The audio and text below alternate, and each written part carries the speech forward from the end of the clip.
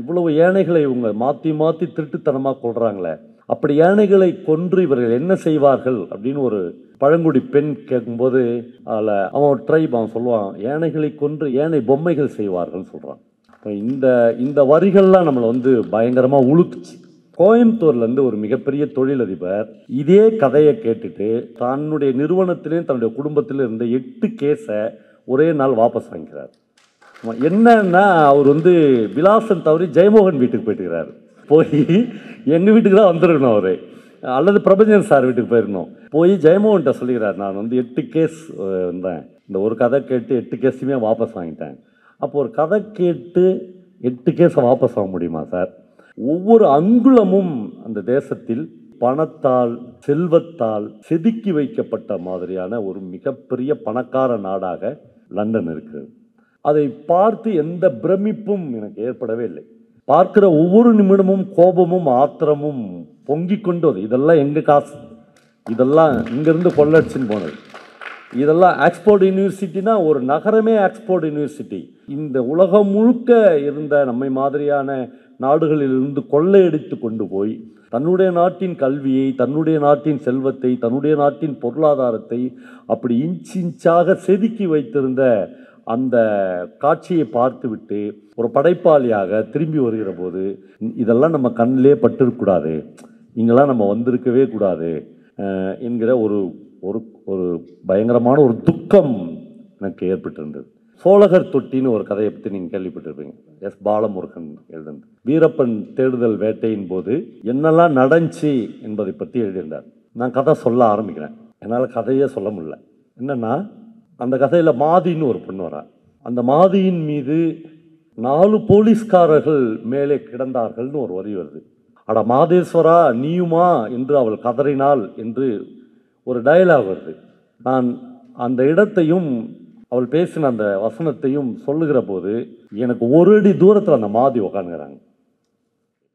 நான் வெறும் கதை மட்டும் சொல்லிட்டு போக வரவில்லை. நான் ஆக்சுவலாக அந்த பெருங்கதையாடல் ஏன் கடைசியில் நான் அந்த என்ன கதை அப்படின்னு சொல்லனா, ஒன்றும் பெரிய ரகசியம்லாம் இல்லை, உண்மையிலே எந்த கதைன்னு செலக்ட் பண்ண முடியல என்னால். ஒரு 4 கதையை படித்தேன். ஒன்று வந்து கூல மாதிரி. எனக்கு வந்து அந்த கூல மாதிரி கதை படித்து முடித்து அந்த கதையை சொல்லிடலாம் அப்படின்னு முடிப்பேன். ஏன்னா நான் இன்னும் பெருமாள் முருகனுடைய கதையை சொன்னதே இல்லை. அப்புறம் அதை படிக்க படிக்க படிக்க எனக்கு தோணுச்சு, இந்த கதையை ஒரு பொது மேடையில் சொல்லவே முடியாது. இது ரொம்ப க்ளோஸாக ஒரு ஒரு 30 பேர் 40 பேரை வச்சுக்கின்னு, ஒன்றும் இல்லை, கோயம்புத்தூர் டிஸ்ட்ரிக்டில் இருந்த இந்த பண்ணையத்துக்கு வேலைக்கு போகிற அந்த சின்ன குழந்தைங்க இருக்காங்களா, அவங்களுடைய பால்யம் எப்படி செத்து அழிஞ்சிச்சு அப்படின்றத மிக பிரமாதமான ஆர்ட்டாக பெருமாள் முருகன் வந்து எழுதியிருக்கார். அந்த குழந்தைங்களுக்கான ஒரு பால்யமே இல்லை. நான் வேறு யாரோ இந்த ஷராஜ் நினைக்கிறேன், பொள்ளாச்சியில் ஒரு ரைட்டருக்கு ஒரு ப. சிதம்பரம் வந்து ஒரு 2 லட்ச ரூபா அவார்டு கொடுத்தாரு. அந்த கதையில் அப்படி ஒரு பால்யத்தை விற்று அந்த பையனை இன்னும் ஒரு பண்ணையக்காரர் வீட்டில் விட போகிறார் அவங்க அப்பா. போகிற போது அவர்கள் வந்து ஒரு ஓடையை தாண்டி போவாங்க. ஓடையை தாண்டி போகும்போது அந்த பையன் மறக்காமல் கொஞ்சம் கூழாங்கல் எடுத்து தன்னுடைய பாக்கெட்டில் வச்சுக்குவான். போய் அவனை அந்த வீட்டில், அந்த பண்ணையக்காரங்க வீட்டில் விட்ட உடனே அவனுக்கு தெரிஞ்சிடும் அந்த கொஞ்சம் நேரத்தில், இந்த வீட்டில் நம்ம வந்து காலையில் 4 மணி வரலும் 3 மணி வரலும் 3 மணிக்கு எழுப்புவாங்க, அப்போ இருந்து நம்ம ஆடு மேய்க்கணும், அப்புறம் 10 மணி ஆகும் நம்மளுக்கு கொஞ்சோண்டு கஞ்சி கொடுக்குறதுக்கு, அது வரலும் நம்ம கொஞ்சம் போனியில் கஞ்சி போட்டு கொடுப்பாங்க. அப்போ அவனுடைய மொத்த வாழ்க்கையும் அந்த ஆடு மேய்க்கிறதுல, மலையில், காட்டில், அங்கே இருக்கிற இவனை மாதிரியே பண்ணையத்துக்கு வந்த யாராவது ஒரு பொண்ணோட இவனுக்கு ஏற்பட்டு இருக்கிற ஒரு சின்ன காதலில், அல்லது ஒரு காமத்தில், அல்லது அந்த பொண்ணோட ஒரு சிரிப்பில், அவ்வளோதான் லைஃப். இப்போ நமக்கெல்லாம் ஒரு பால்யம் இருந்தது என்பதை திரும்பி பார்க்குற போது, நான் வந்து என்னுடைய சின்ன வயசில் இவங்க கூட வளர்ந்தேன், எங்கள் பெரியம்மா வீட்டில் வளர்ந்தேன், எங்கள் மே மாதம் விட்டால் இவங்க வீட்டுக்கு போவேன், இங்கே சாப்பிடுவேன், அப்படி எதுவுமே இல்லாத இந்த குழந்தைகள் வந்து இந்த பால்யம் முழுக்க தீந்து போன அந்த விஷயத்தை பெருமாள் முருகன் கூல மாதிரியில் எழுதியிருக்கிறார். அந்த எல்லா கதைகளையும் எல்லா இடத்துலையும் சொல்லிடவே முடியாது அப்படின்னு நான் நினைக்கிறேன். சோழகர் தொட்டின்னு ஒரு கதையை பற்றி நீங்கள் கேள்விப்பட்டிருப்பீங்க. எஸ் பாலமுருகன் எழுதினது. வீரப்பன் தேடுதல் வேட்டையின் போது இங்கே பக்கத்தில் இருக்கிற அந்தியூர் அந்த அந்த ஏரியாக்களில் என்னெல்லாம் நடந்துச்சு என்பதை பற்றி எழுதியிருந்தார். நம்மளே இதில் நிறைய பேர் அந்த கதையாடலுக்கு வந்திருக்கலாம். அந்த மலை மேலே கரெக்டாக சாயங்காலம் 5 மணிக்கு அந்த கதை ஆரம்பிக்கும்போது நான் அப்போ தான் வந்தால் ஒரு 500-600 கார்கள் நின்றுருந்துச்சு அந்த அந்தியூர் மலையில். இவ்வளோ பேராடா ஒரு கதை கேட்க வந்துக்கிறாங்க அப்படின்னு தோணுச்சு. அப்புறம் கதையை ஆரம்பிக்கும்போது பயங்கரமான ஒரு மழை பெஞ்சு. அது பேய் மழை, காட்டில் மழை பெய்யுறது, அந்த வனத்தில் மழை பெஞ்சால் எப்படி பெய்யுன்றதை நாங்கள் எல்லோரும் அன்றைக்கி தான் பார்த்தோம். கோயம்புத்தூரில் மழை பெய்யறதுக்கும் அந்தியூருக்கு அந்த தாமரைக்கரையில் மழை பெய்யறதுக்கும் நிறைய வித்தியாசம். நாங்கள் அந்த மழையில் அப்படியே எங்கள் முட்டிக்கால் வரலும் தண்ணி ஏறி வந்துன்னே இருந்துச்சு. அவ்வளோதான், இந்த கதைலாம் சொல்ல முடியாது அப்படின்னு முடிவு பண்ணி நாளை காலைல 11 மணிக்கு ஒரு வேளை மழை இல்லைன்னா கதை சொல்லலாம், தொடரலாம் அப்படின்னு சொன்னோம். நீங்கள் ஆச்சரியப்படத்தக்க வகையில் ஒரு விஷயம் நடந்துச்சு. அடுத்த நாள் காலையில் 11 மணிக்கு நாங்கள் ஒரு பெரிய அந்த கூரைக்குள்ளே உட்காரும்போது இந்த இவ்வளோ கார்களும் எங்கே போச்சுன்னு தெரியல, இவ்வளோ மனிதர்களும் எங்கே இருந்தாங்கன்னு தெரியல. ஏன்னா இவ்வளோ பேர் தங்கிறதுக்கெலாம் அந்த மலையில் எதுவுமே இல்லை. ஆனால் எல்லாருமே காலைல 11 மணிக்கு வந்துட்டாங்க. அவ்வளோ பேரும் உட்காந்தாங்க. நான் கதை சொல்ல ஆரம்பிக்கிறேன். என்னால் கதையே சொல்ல முடியல. என்னென்னா, அந்த கதையில் மாதின்னு ஒரு பொண்ணு வரா. அந்த மாதியின் மீது 4 போலீஸ்காரர்கள் மேலே கிடந்தார்கள்னு ஒரு வரி வருது. அட மாதேஸ்வரா நீயுமா என்று அவள் கதறினாள் என்று ஒரு டயலாக் வருது. நான் அந்த இடத்தையும் அவள் பேசின அந்த வசனத்தையும் சொல்லுகிற போது எனக்கு ஒரு அடி தூரத்தில் அந்த மாதிரி உக்காந்துக்கிறாங்க. அவங்களுக்கு இப்போ ஒரு 60-65 வயசு இருக்கும். அந்த கதையில் வருகிற கிட்டத்தட்ட 60% கேரக்டர்ஸ் இன்னும் உயிரோடு இருக்கிறார்கள், இன்னும் உயிரோடு உட்காந்துருக்கிறாங்க. அந்த கதையில் ஒரு முக்கியமான இடம் வரும். ஒரு சின்ன குழந்தை, ஒரு ட்ரைப் குழந்தை சொல்லும், இவ்வளவு யானைகளை இவங்க மாற்றி மாற்றி திருட்டுத்தனமாக கொள்கிறாங்களே, அப்படி யானைகளை கொன்று இவர்கள் என்ன செய்வார்கள் அப்படின்னு ஒரு பழங்குடி பெண் கேட்கும்போது அதில் அந்த அவன் ஒரு ட்ரைப் அவன் சொல்லுவான், யானைகளை கொன்று யானை பொம்மைகள் செய்வார்கள் சொல்கிறான். இந்த வரிகள்லாம் நம்மளை பயங்கரமாக உழுத்துச்சு. அப்புறம் ஒரு பெரிய டெக்ஸ்ட்டை நம்ம படிக்கிறப்போ அந்த டெக்ஸ்ட் முழுக்க கதையாக நம்ம பாதிக்கணும்னு இல்லை, ஒரு வரி நம்மை பயங்கர டிஸ்டர்ப் பண்ணால் போதும். நான் ஏற்கனவே ஜெயமோகனுடைய எங்கள் ஒரு விழாவில் பேசும்போது கல்பட்டா நாராயணுடைய ஒரு வரி சொல்லியிருப்பேன். மீனின் துள்ளல் அளவே உள்ள மனித வாழ்க்கைன்னு ஒரு வரி எழுதியிருப்பார். ஒரு மீன் அப்படி தூக்கி போட்டால் அப்படி துள்ளுதில்லை, அவ்வளோதான்டா அவன் லைஃபு, இதுக்குள்ளே தான் நீ இவ்வளோ ஆடுற என்று ஒரு வரி இருக்கும். அப்போது ஒரு எழுத்தாளன் எழுதினதை, ஒரு டெக்ஸ்ட்டை ஒரு வாசகன் படிக்கிற போது மீனின் துள்ளல் அளவே உள்ள ஒரு லைஃப் அப்படின்னு எழுதும்போது நீங்கள் புத்தகத்தை மூடி வைத்து விட்டு அதுக்குள்ளே ட்ராவல் பண்ண ஆரம்பிச்சிடலாம். அதுக்கப்புறம் படிக்கணும்னு கிடையாது, இன்னொரு நாளைக்கு படிச்சிடலாம். ஆனால் கதை கேட்டல் என்பது இல்லை. நான் இப்போ உட்கார வச்சு உங்களை ஒரு 1/2 மணி நேரம் 3/4 மணி நேரம் ஒரு கதை கேட்டுப்போ என்று சொல்ல முடியும். இப்போ நான் வரும்போது என்னுடைய நண்பர்கள்ட்ட ஒரு பெரிய டிஸ்கஷன் நடந்துச்சு. என்னென்னா, ஒரு 5 பேரை உட்கார வைத்து கொண்டு நான் ஒரு கதையை முழுக்க வாசித்து காமிச்சேன். அவங்க அங்கே எங்கேயுமே அசையலை. திடீர்னு எனக்கு ஏதோ ஒரு உள்ளுணர்வு சொல்லி நான் திடீர்னு ஒரு வீட்டுக்கு போகிறேன், அங்கே ஒரு 6-7 பேர் இருக்கிறாங்க, நான் ஒரு கதை வாசித்து காமிக்கிட்டுமா அப்படின்னு கேட்குறேன். சரின்னு அவங்க சொல்கிறாங்க. நான் மண் வாசித்துனே இருக்கிறேன், அவங்க கேட்டுனே இருக்கிறாங்க. அதில் தான் ஒருத்தர் தேம்பி அழுகுறாரு. என்னுடைய உள்ளுணர்வு ஏதோ ஒன்று சொல்லி டக்குன்னு நான் வாசிக்கிறதை நிறுத்திட்டு, சார் நீங்கள் அவசரமாக எங்கேயா போகணுமான்னு 2 பேரை பார்த்து கேட்குறேன். ஆமாம் சார், 7 மணிக்கு எனக்கு ஃப்ளைட்டு, 6 மணிக்குள்ளே ஏர்போர்ட்டுக்கு போகலன்னா உள்ளே அனுப்ப மாட்டாங்கன்னு அவர் சொல்கிறாரு. இப்போது ஒரு கலைஞனுடைய மனநிலை இருக்குல்ல, அது என்னன்னா, சரி போனால் போ சார் ஃப்ளைட்டு, நாளைக்கு கூட போய்க்கலாம் அப்படின்னு இருக்கிறது ஒரு வகை. ஆனால் நம்ம அப்படி இருக்க மாட்டோம். ஏன்னா நம்ம 6 மணிக்கு போய் நாளை காலைல பாகிஸ்தானை பிடிச்சே ஆகணும். நம்ம அவ்வளோ பரபரப்பான ஷெட்யூல்ஸ் வச்சுருக்கிறோம். ஏன் மனிதர்கள் இவ்வளோ ஷெட்யூல்ஸோடு இருக்கிறாங்க? அதை திரும்பி பார்த்தா என்ன ஆகிட போகுது அப்படின்னு பார்த்தா, ஒரு பக்கத்தில் திரும்பி பார்த்தா ஒரு 60-70 வயசில் ஒன்றுமே ஆகலைன்னு தோணிடுது நமக்கு. இப்படிலாம் ஓடனமே, ராத்திரி 5 மணிக்கு, காலைல 5 மணிக்கு எழுந்துச்சி ராத்திரி 11 மணி வரலும் கம்ப்யூட்டர் வச்சுன்னு ஃபோன் வச்சுன்னு பேசி என்ன பண்ணி வச்சுக்கிறேன்னா, குழந்தைங்களுக்கு கொஞ்சம் சொத்து சேர்த்து வச்சுக்கிறேன், அவ்வளோதான், நத்திங். மற்றபடி ஒன்றுமே இல்லை அப்படின்றனா ஒரு பெரிய பிளாங்க்கு நமக்குள்ளே ஏற்படுகிறது. அப்போ லிட்ரேச்சர் மட்டும்தான், இலக்கியம் மட்டும்தான் இதிலிருந்து அப்பப்போ நம்மளை வெளியே கொண்டு வரும். இல்லை அந்த நான் மறுபடியும் அந்த அருணை சொல்லணும்னு நினச்சேன். அவருக்கு வந்து 2 பெரிய பிஸ்னஸ் பண்ணுறாரு. 2மே கோவிட் காலங்களில் மிகப்பெரிய ஃபெயிலியர் ஆகுது. அவருக்கு ஒரு மிகப்பெரிய ஹோட்டல் இருந்துச்சு சிதம்பரத்தில்.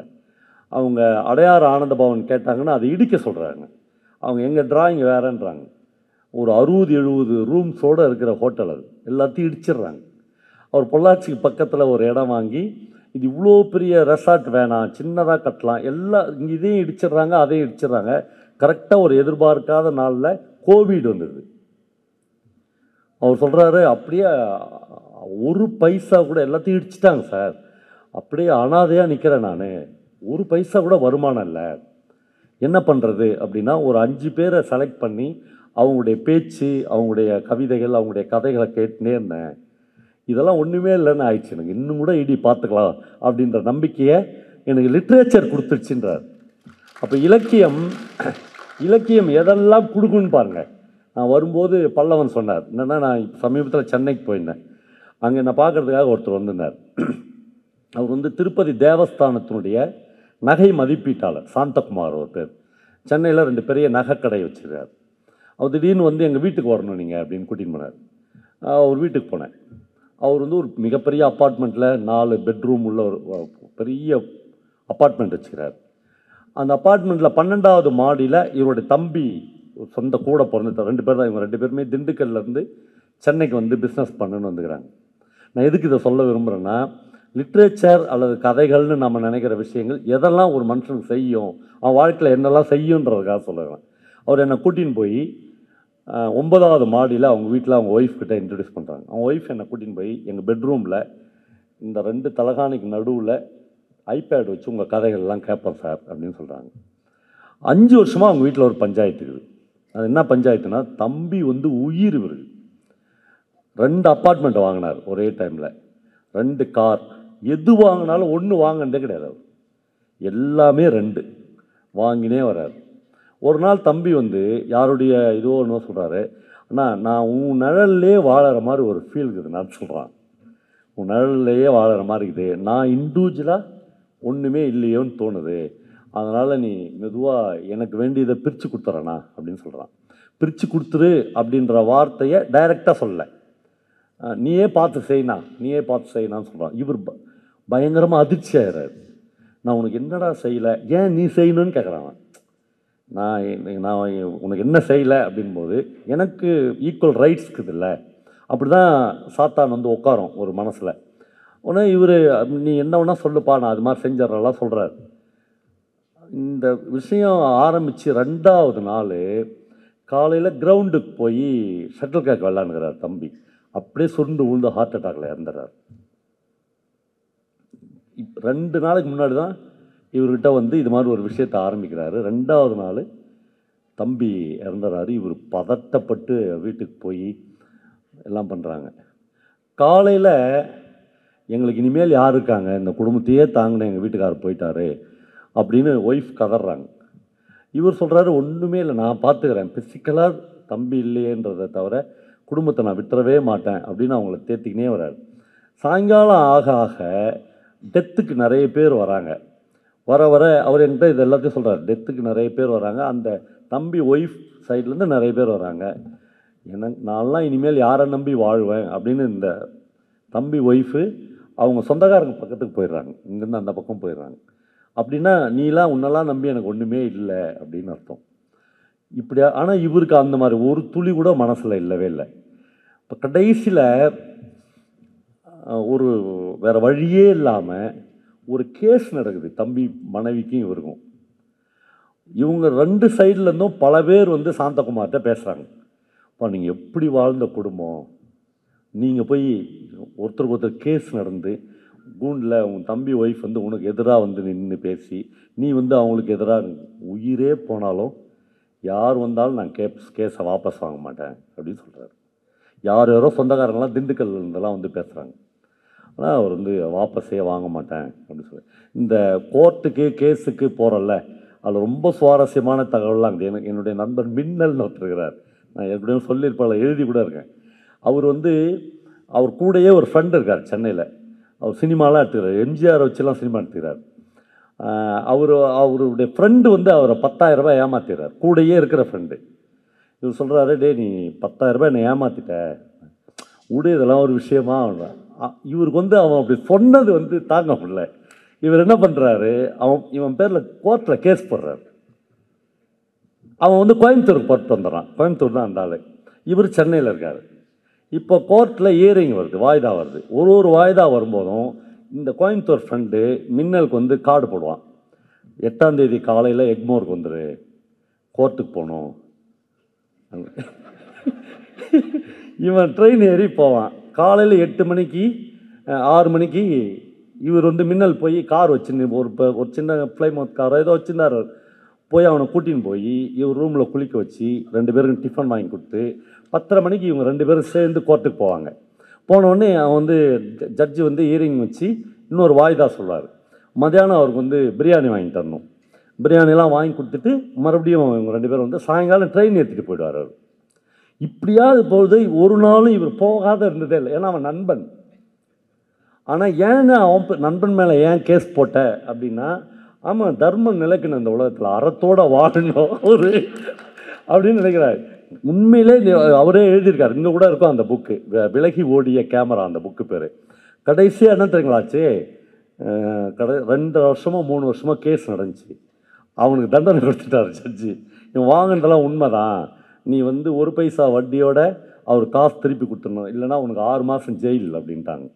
2 பேரும் வந்து அன்றைக்கி மட்டும் அவன் பிரியாணி வேணான்ட்டான், இந்த தயிர் சாதம் போதும்.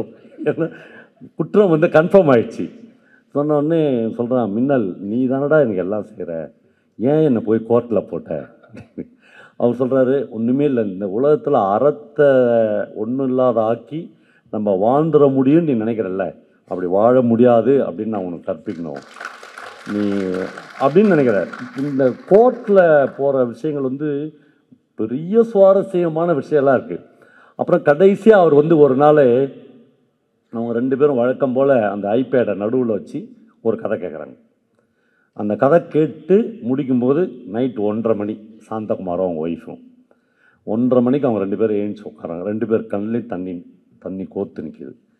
அது வந்து பிரபஞ்சனுடைய நான் சொன்ன ஒரு கதை, அபஸ்வரம் அந்த கதை பேர். அந்த கதையை கேட்டு 1:30 மணிக்கு 2 பேரும் அப்படி அழுதுனே உட்காராங்க. யார் 2 பேரும் பேசிக்கல. 2 பேரும் ஒரே டைமில் ஒரு வார்த்தையை சொல்கிறாங்க, நாளை காலையில் போய் அந்த கேஸை வாபஸ் வாங்குங்கன்னு சொல்கிறாங்க. வாங்கிட்டார் அவர். வாங்கிட்டு இப்போ தம்பி ஒய்ஃபும் குடும்பமும் அவரும் ஒரு விகல்பமும் இல்லாத அதை காமிக்கணும் தான் என்னை கூட்டின்னு போனார் அவர் அவங்க வீட்டுக்கு. இப்போது இது ஒரு தகவல். நடராஜனுக்கு தெரியுமா இல்லை, எனக்கும் பெரிய ஆசையாகுது, ஒரு வேளை தெரிஞ்சால் சொல்லுங்கள். கோயம்புத்தூர்லேருந்து ஒரு மிகப்பெரிய தொழிலதிபர் இதே கதையை கேட்டுட்டு தன்னுடைய நிறுவனத்திலையும் தன்னுடைய குடும்பத்திலும் இருந்த 8 கேஸை ஒரே நாள் வாபஸ் வாங்கிக்கிறார். என்னன்னா அவர் வந்து விலாசம் தவறி ஜெயமோகன் வீட்டுக்கு போயிட்டுக்கிறார். போய் எங்கள் வீட்டுக்கு தான் வந்துருக்கணும் அவர், அல்லது பிரபஞ்சன் சார் வீட்டுக்கு போயிருந்தோம். போய் ஜெயமோகன்கிட்ட சொல்லிக்கிறார், நான் வந்து 8 கேஸ் வந்தேன், இந்த ஒரு கதை கேட்டு 8 கேஸுமே வாபஸ் வாங்கிட்டேன். அப்போ ஒரு கதை கேட்டு 8 கேஸை வாபஸ் வாங்க முடியுமா சார்? ஒரு கதையை கேட்டுட்டு ராத்திரி 1:30 மணிக்கு அழுது தன்னுடைய தம்பி மனைவி மேலே இருந்த கேஸை ஒரு ஆள் போய் வாபஸ் வாங்க முடியுமா? வாபஸ் வாங்க முடியும்.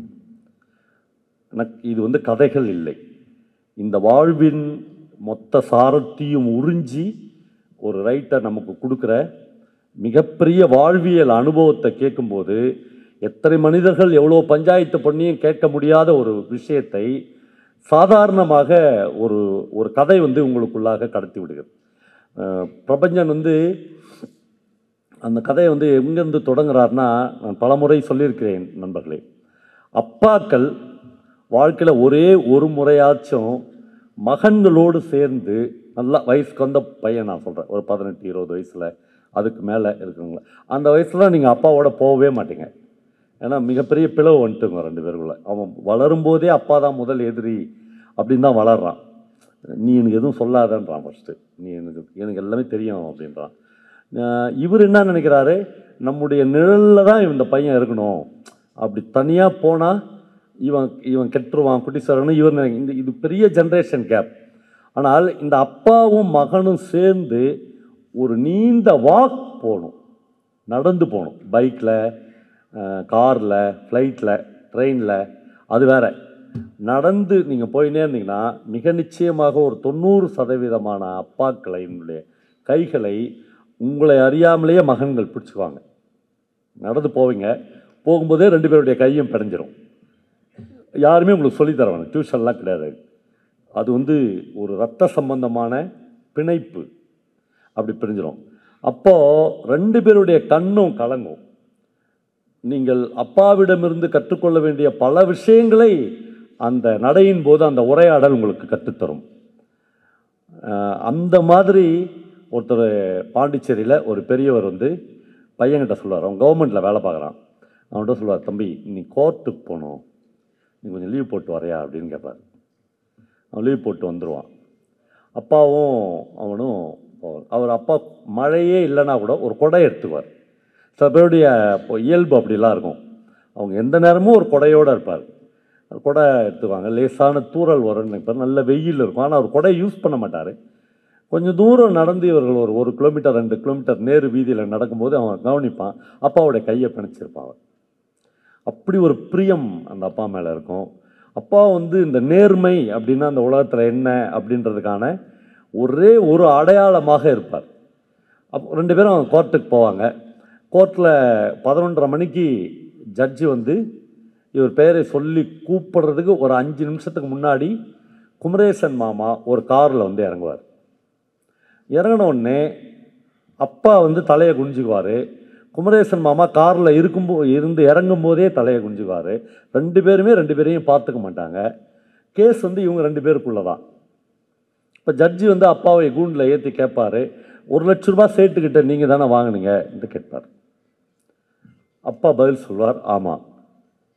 சரி 4 மாதம் கூட ஒழுங்காக வட்டி கொடுக்கலையே, இவ்வளோ நாள் ஆச்சே, கொடுத்துருக்கணும்ல என்று ஜட்ஜி கேட்டுக்கொண்டு, அப்பாவுடைய மரியாதை அல்லது அவருடைய ஸ்டேட்டஸ் இந்த ஊரில் என்ன அப்படின்றது ஜட்ஜி வரலும் தெரியும்.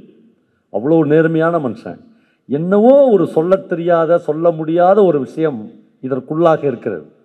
ஜட்ஜி கேட்டு சொல்கிறாரு, 1 மாதம் டைம் தரேன், இந்த 1 மாதத்துக்குள்ள சேட்டுக்கு வட்டியும் முதலும் நீங்கள் கொடுத்துருங்க, இல்லைனா வேறு வழி இல்லை, உங்கள் வீட்டை ஜப்திக்கு கொண்டு வர வேண்டியிருக்கும். இப்பயே அதுக்கான ஆர்டர்ஸ்லாம் இஷ்யூ பண்ணுறேன். இப்போது இந்த இன்சிடென்ட் நடந்து கொண்டு இருக்கும்போதே இந்த பையன் வந்து குமரேசன் மாமாவை பார்த்து கொண்டே இருக்கிறான். குமரேசன் மாமா முகத்தில் எந்த உணர்ச்சியும் இல்லாமல் அப்படியே இருக்கிறார். அப்பா கண் கலங்கி வந்து போகலாமா என்று பையன்கிட்ட சொல்லிட்டு தளர்ந்த நடையோடு மறுபடியும் திரும்பி வருகிறார். ஒரு 1:30 மணி 2 மணிக்கு திரும்பி வருகிற போது பையன் மெதுவாக கேட்குறான், அப்பா நான் அந்த காசை வாங்கவே இல்லை, குமரேசன் மாமாவுக்கு தான் வாங்கி கொடுத்தேன் அப்படின்னு நீங்கள் ஜட்ஜிக்கிட்ட சொல்லியிருக்கலாம்ல என்று கேட்குறார். அப்பா சொல்கிறாரு, அதான் உண்மை என்றாலும் கூட அதுக்கு எந்த எவிடன்ஸும் இல்லை ஜுடிஷியலாக. குமரேசன் ஒரு நாள் வீட்டுக்கு வந்து, இந்த குமரேசன் யாருன்னா தஞ்சாவூரிலிருந்து பஞ்சம் பிழைப்பதற்காக பாண்டிச்சேரிக்கு வந்த ஒரு குடும்பத்தைச் சேர்ந்தவர். அப்பாவுடைய தென்னந்தோப்புக்கு பக்கத்தில் ஒரு பெட்டிக்கடை வைத்து பிழைச்சிக்கோ என்று சொல்லி அதற்கான முதலீடும் அப்பா தான் தருகிறார்.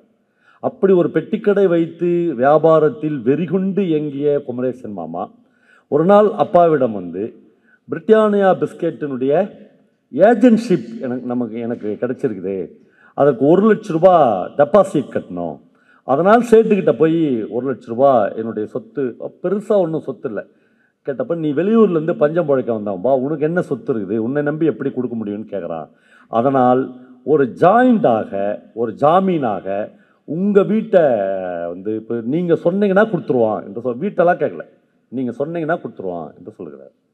அப்பா எப்போ சேட்டு உன்னை நம்பலையோ, 1 லட்ச ரூபாய்க்கு உன்னை நம்பலையோ, நீ போய் நீ இதுக்கு மேலே போய் அவங்ககிட்ட அப்ரோச் பண்ணாத, நான் பார்த்துக்கிறேன் என்று சொல்லி அப்பா சேட்டுக்கிட்ட போய் தன்னுடைய வீட்டை அடமானம் வச்சு 1 லட்ச ரூபாயை வாங்கி பிரிட்டானியா பிஸ்கெட் வந்து அவருக்கு ஏஜென்ட்ஷிப் எடுத்து கொடுக்குறார்.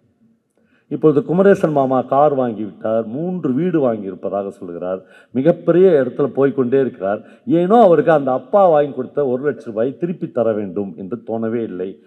சேட்டு கோர்ட் வரையில் கொண்டு போயிட்டான், அப்பா மேலே கேஸ் நடக்கிறது. இப்பையும் குமரேசன் மாமா அமைதியாக மட்டுமே இருக்கிறார்.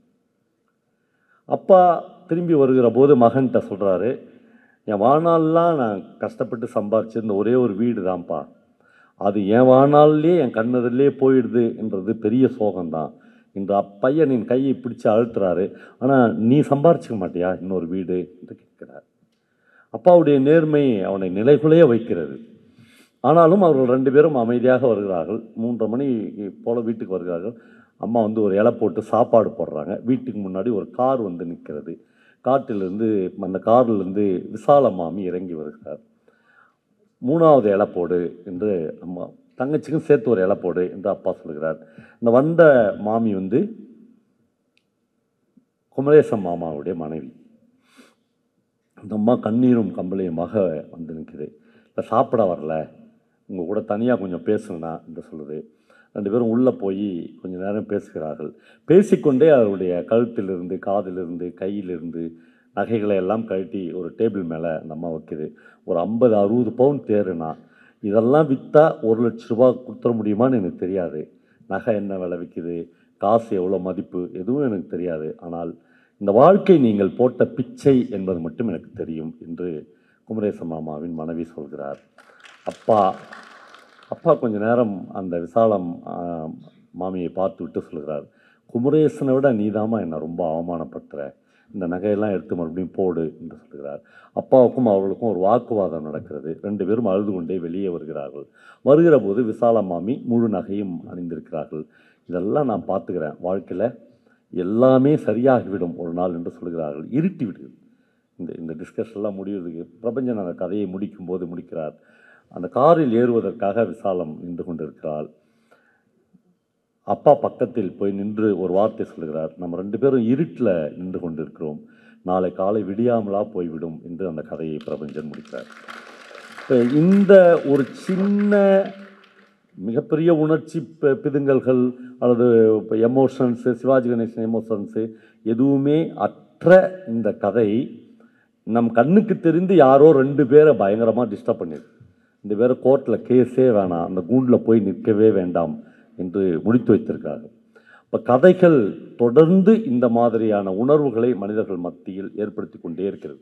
அது சொல்லுவதை கேட்டாலும் சரி, அல்லது நீங்களே வாசித்தாலும் சரி.